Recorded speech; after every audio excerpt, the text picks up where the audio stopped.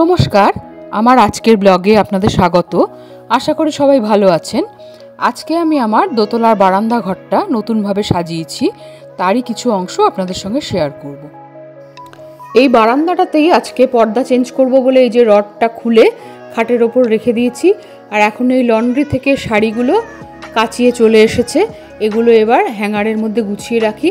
যখন আমি যে শাড়িটা তুলি তার মানানসই পেটিকোট আর ব্লাউজগুলো এর সঙ্গে গুছিয়ে রাখি, তাহলে দরকারের সময় খুঁজে পেতে আমার সুবিধে হয়। আর একটা জিনিস হচ্ছে, এই যে শাড়ির নিচে লন্ড্রিতে একটা ট্যাগ লাগানো থাকে, সেটাও আমি সবসময় কেটে রাখি, না হলে পরার সময় হয়তো অত মনে থাকে না, আর তখন দেখতে খুব খারাপ লাগে। আমি যখনই পর্দা চেঞ্জ করি তখন রডটা এইভাবে নামিয়ে নিই, কারণ আমার এই বারান্দাটা অনেক বড়, তাই জন্য রডটার সাইজটাও অনেক বড়। এটা নামিয়ে নিয়ে ভালো করে পরিষ্কার করে নিই, তারপর পর্দাগুলো চেঞ্জ করি। এই যে প্রথমে একটা শিয়ার কার্টেন ব্যবহার করছি, এটা আরবান স্পেস থেকে নিয়েছিলাম। এটা ভেবেছিলাম সবুজের সঙ্গে পেয়ার করব, কিন্তু হঠাৎ করে এটার সঙ্গে একটা পিচ কালারের পর্দা পেয়ে যাই, তখন সেটা দিয়েই ভাবলাম আজকে এই পর্দাটা টাঙিয়ে নিই। এই রডটা নামিয়ে না নিলে এতক্ষণ ধরে ওপরে উঠে এই পর্দাগুলো টাঙানো, রড পরিষ্কার করা, দেয়াল পরিষ্কার করা, এগুলো আমি এখন আর পেরে উঠি না। আমি নিচের থেকেই চেষ্টা করি এগুলো করার। এখন চেহারা খুব ভারী হয়ে গেছে, তাই আর ওপরে উঠে অতক্ষণ করতে পারি না। এই যে পিচ কালারের পর্দাটা বলছিলাম, এটাও আমি অ্যামাজন থেকে হঠাৎ করে খুঁজতে খুঁজতে পেয়েছিলাম। এটা খুলে দেখলাম এটা খুবই ভালো, মানে সাধারণত 7 ফিট হাইটের যে পর্দাগুলো হয় সেগুলো কিন্তু চওড়ায় 4 ফিট হয়, এটা প্রায় 5 ফিটের কাছাকাছি চওড়া। মানে যাদের একটু জানলা বড়, 4 ফিটে হয়তো একটু ছোট হয়, তারা এই পর্দাটা নিয়ে দেখতে পারেন। আমার মনে হয় ভালোই হবে, আর কোয়ালিটিটাও খুব ভালো, 100% কটনের। এখন রঙটা কতদিন যাবে সেটা ব্যবহার করে দেখতে হবে। কটন হিসেবে পর্দাটার দাম একটু কমই পড়েছে আমার। আবার এই সলিড যে এক কালারের পর্দাগুলো, এগুলো দেখতে বেশি ভালো লাগে। এর সঙ্গে কোনো একটা শিয়ার কার্টেন দিয়ে পেয়ার করব, এরকম সাজানোটাই একটু বেশি পছন্দের। তো এই পিচ কালারটাও অনেক দিন ধরে আমি খুঁজছিলাম, খুঁজতে খুঁজতে অ্যামাজনে পেয়ে গেছিলাম, তাই এটা নিয়ে নিয়েছি। পর্দাটা টাঙিয়ে নেওয়ার পরে ছেলেদের কাউকে বলবো আমার সঙ্গে একটু ধরতে, আর তখন এটাকে ঠিকঠাক করে সাজিয়ে নেব। তো পর্দাটা টাঙানোর পর আজকে সকালে ঘরের বাদবাকি যে সমস্ত জিনিসপত্রগুলো আছে সেগুলো আস্তে আস্তে পরিষ্কার করে নিলাম।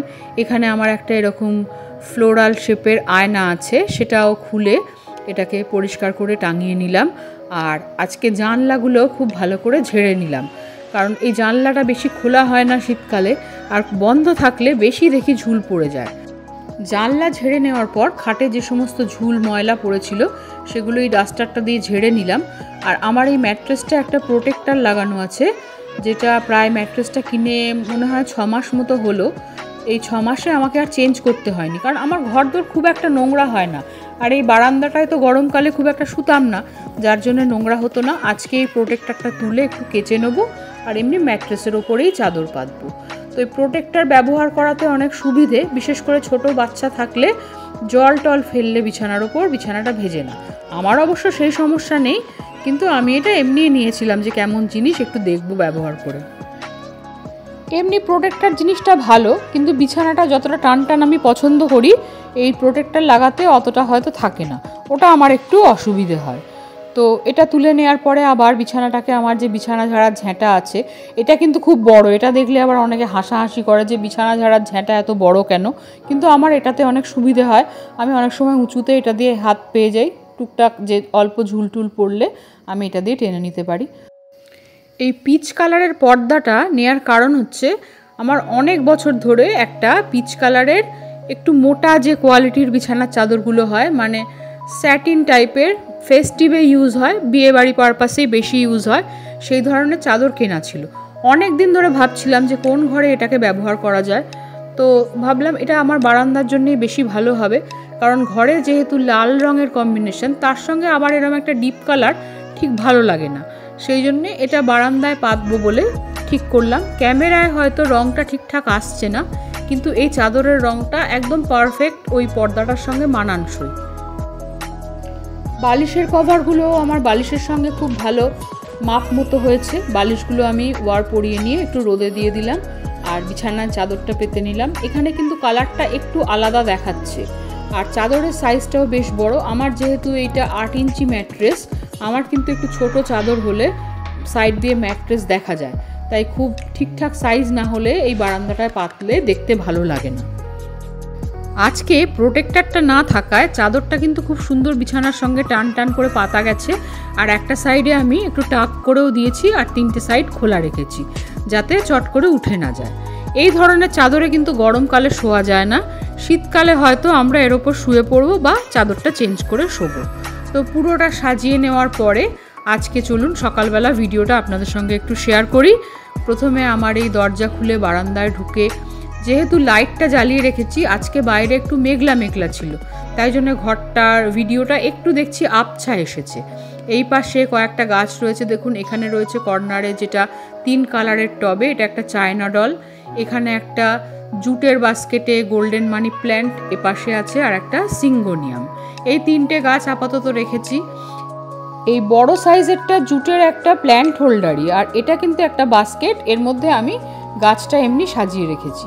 এখানে আমার একটা যে ফ্লোরাল শেপের আয়না আছে, একটু আগে মুছে রাখলাম, সেটা রয়েছে। এই দেওয়ালটায় আমার সাধারণত ওই ওয়াল প্লেটগুলো সাজানো থাকে, ওগুলো দিয়ে ঘরে সাজিয়েছিলাম বলে এখানে এই হ্যাঙ্গিং যে কোটগুলো ওইটা সাজিয়ে রেখেছিলাম। তো বিছানায় দেখুন চাদরটা পাতার পরে, এটা স্যাটিনের মধ্যে হলেও একটা জিওমেট্রিক টাইপের শেপের চাদর, আর বালিশের কভারের সাইডে যেরকম এরকম লেস টাইপের লাগানো থাকে সেরকম রয়েছে। এর সঙ্গে আজকে আমি 5টা সিম্পল এক কালারের কুশান দিয়ে সাজিয়েছি। আর পর্দাগুলো দেখুন, আমি অন্যবারে কি করি যে 2 সাইডে সলিড কার্টেন লাগিয়ে মাঝখানে শেয়ার কার্টেন দিই, এবারে ভাবলাম একটু অন্যরকমভাবে সাজাই, তো 2 সাইডে শেয়ার কার্টেন দিয়ে মাঝখানে সলিড কার্টেনটা দিয়েছি, দেখতে হয়তো একটু অন্যরকম লাগছে। আর আজকে ঘরটা এত অন্ধকার যে আমাকে আলো জ্বালিয়ে ভিডিওটা শ্যুট করতে হচ্ছিল, না হলে কিছুই সেভাবে দেখা যাচ্ছিল না। এইখানে যে টিভি ইউনিটটা আমার রয়েছে, টিভি ইউনিটের এদিকে আমার দেয়ালে 2টো ঘড়ি আছে, এগুলো তো আপনারা দেখতেই পেলেন। আর এখানে একটা কাঁচের বোলের মধ্যে আমি একটা মানি প্ল্যান্ট গাছ কয়েকটা ডাল তৈরি করে রেখেছিলাম, সেটাও আজকে এখানে সাজিয়ে রেখেছি। তো বারান্দাটা চলুন একটু আপনাদের দেখিয়ে দিই। এই যে এখানে আমার প্রচুর গাছ থাকে, আপনারা সব সময় দেখেন। এখন আমি গাছগুলো সরিয়ে রেখেছি, তার কারণ এখন আমার পিটুনিয়াগুলো সবে ফুটতে শুরু করেছে। এগুলো অবশ্য অন্য ছাদে রয়েছে, এগুলো গাছগুলো পুরো ভালোভাবে বেড়ে গেলে আমি সামনের এইখানটা নিয়ে আসবো, সেই জন্যে যে ইনডোর প্ল্যান্টগুলো আছে সেগুলো ওখান থেকে সরিয়ে দিয়েছি। আর সরিয়ে দিতে যেটা আমার সুবিধেও হয়েছে সেটা হচ্ছে যে সমস্ত ব্ল্যাঙ্কেটগুলো বা বালিশ এগুলো যে শীতে একটু রোদে দিলে ভালো লাগে, সেগুলো সব আবার এখানে রোদে দিতে পেরেছি।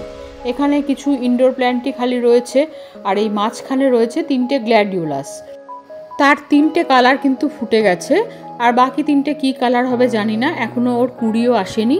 এই যে 3টে কালার যেগুলো ফুটেছে ডান দিকে একটা শর্ট ভিডিওতে আপনাদের সঙ্গে এর সঙ্গে শেয়ার করে দিলাম। তো এইখানে আমি ব্ল্যাঙ্কেটগুলো মেলতে পেরেছি, আর এরপর এখানে পিটুনিয়াগুলো যখন ফুটবে তখন সমস্ত এনে সাজাবো। হয়তো আরও 3-4 দিন পরে গাছগুলো আমি সব এখানে নিয়ে চলে আসব। তো আবার চলে যাচ্ছি ঘরটাতে। ঘরটাই দেখুন বাইরে থেকে কেমন লাগছে।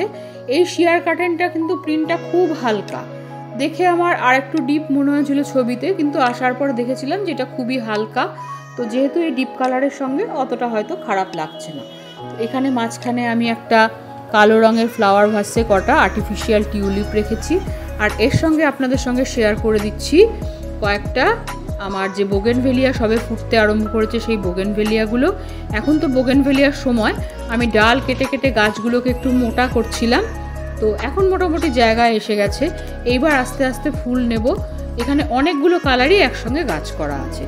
এছাড়া আজকে 2টো জবা ফুটেছিল, সেটাও আপনাদের সঙ্গে শেয়ার করে দিই। এটা একটা অরেঞ্জ কালারের একরকম ভ্যারাইটি, এর সঙ্গে আর একটা রয়েছে যেটা অরেঞ্জ কালারের একটা অন্যরকম ভ্যারাইটি। তো ভিডিওটা ভালো লাগলে একটা লাইক করে দেবেন, আমার সঙ্গে থাকবেন। দেখা হবে পরবর্তী আর একটা ব্লগে।